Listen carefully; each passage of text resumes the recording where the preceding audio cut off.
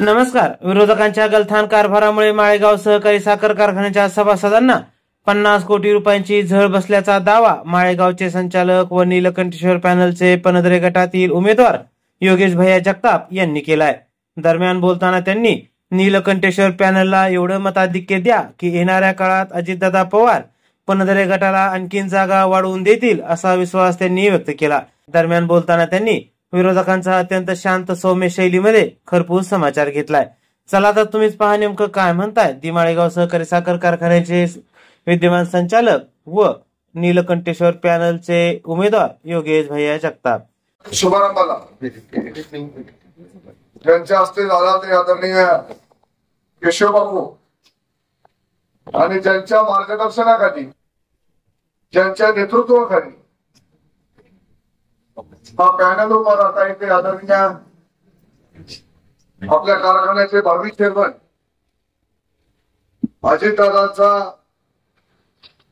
जो पॅनल उभा केलेला आहे या पॅनलच्या प्रचाराच्या निमित्ताने या भैरवनाथाच्या चरणी उपस्थित असणारे सर्व स्पर्धक सभासद पंचकृषीतील सर्वांचं सर्वप्रथम चारही उमेदवारांच्या गटाच्या चारही उमेदवारांच्या वतीने मनापासून आभार मानतो आणि कुणाच्याही नाव न घेता सन्माननीय व्यासपीठ मोठ्या संख्येने उपस्थित असणारे शेतकरी बांधव आणि सभासद बांधव आज खरं तर दादांच्या 2-3 सभा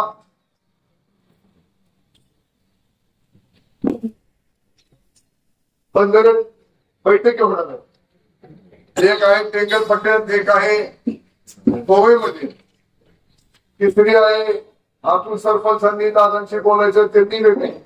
म्हणजे प्रत्येक ठिकाणी राजाभाऊ 50-50 माणसं पक्षाला मानणारी तिथं आडफड बसलेले.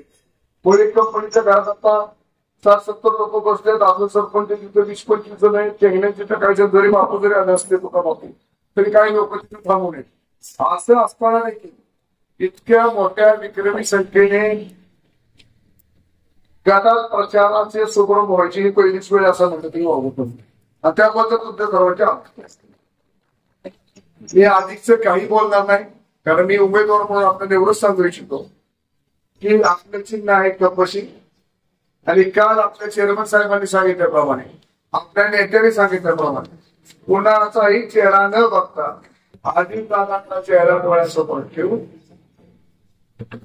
कपशी या चिन्हावरती आपल्याला मतदान करायचं. विरोधक काय बोलतायत आकडेवारी ह्याची सगळी मांडणी पूर्ण केलेली आहे. मी आपल्याला एवढंच सांगतो की आपल्याला अजितदादांना आपण ओळखता शब्दाचा पक्का असता हा नेता आहे आणि दादांनी भाषणामध्ये एक वाक्य सांगितलं या वर्षी मी आतापर्यंत तुम्हाला खोडकी दिली या वर्षी देखील दिवाळीत अंतिम भाव तुम्हाला महाराष्ट्रातला सर्वांनी कसा देतो आणि पुढच्या 5 वर्षामध्ये सोमेश्वरपेक्षा छत्रपतीपेक्षा महाराष्ट्रात सर्वात जास्त भाव घ्यायचा शब्द एका अजितदादाने दिल्यानंतर विरोधक देखील त्या विषयावर आता चर्चा करणार नाही. एका गोष्टीची विरोधकांना पण खात्री आहे सभासदांना आहे राष्ट्रवादी काँग्रेस पक्षाच्या प्रेम करणाऱ्या सर्वांना आहे की एकदा दादा बोलले की दादा करतात. मागील निवडणुकीत दादांनी आपल्याला शब्द दिला की हा माळेगाव कारखाना जो गळका कारखाना आहे तो गळती बंद करून मी उच्चांकी भाव द्यायचं काम करेन. दादांनी मागच्या या 5 वर्षांमध्ये आपल्याला उच्चांकी भाव दिला का नाही आणि गेल्या संचालक मंडळाच्या तुलनेत काका त्यांच्या 5 वर्षाच्या तुलनेत या 5 वर्षात आपला अंतिम भाव आपण फायनल केला नाही. अंतिम भाव किती असणार आहे अजितदादा चेअरमन झाल्यानंतर ह्याची आकडेवारी तुम्ही सर्वजण खासगीत करत असता पण ह्या खोडकीपर्यंत आपण मागच्या संचालक मंडळापेक्षा 1-2 रुपये नाही 1500 रुपये ह्या 5 वर्षात अधिक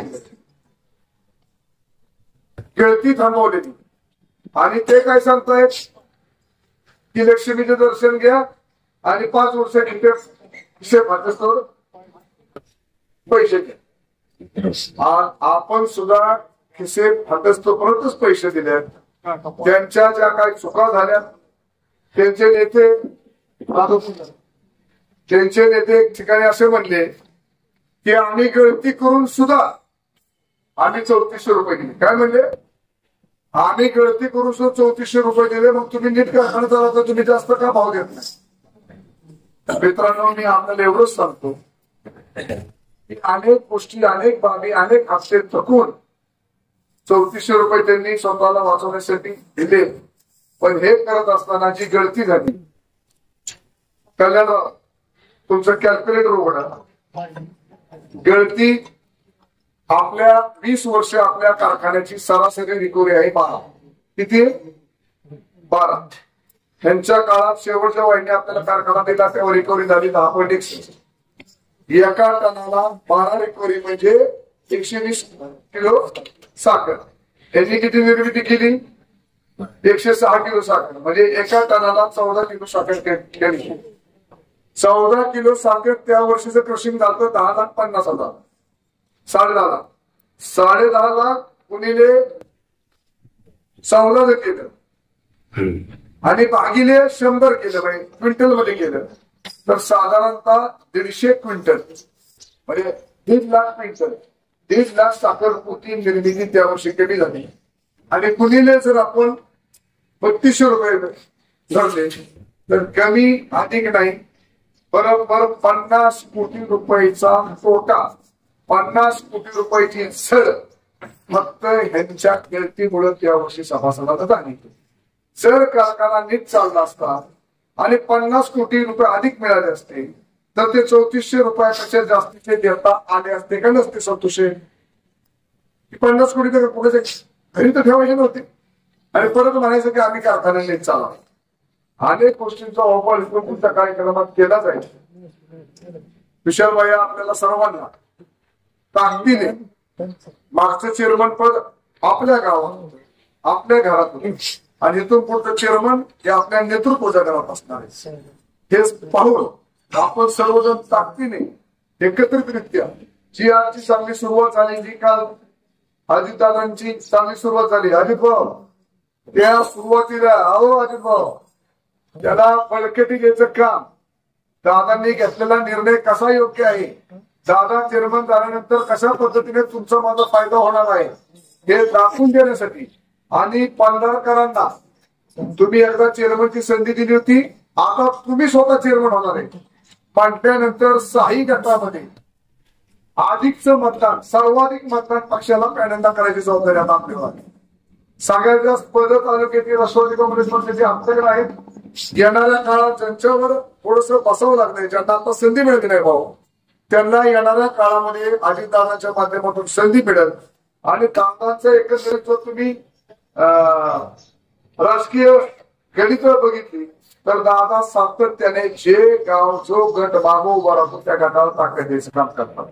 मागच्या वेळेस संपूर्ण 5 गटामध्ये मतदारांनी सर्वाधिक बबडू मतदान केलं. दादांनी परत आपल्याला अधिकचा एक क्रॉप संचालक दिला.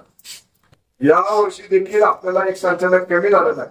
तो जर संचालक मिळवायचा असेल तर चेअरमन साहेब तोंडारी मागणी करायची नाही, मतात मागणी. मतच इतकी देऊ दादाचे नेतृत्व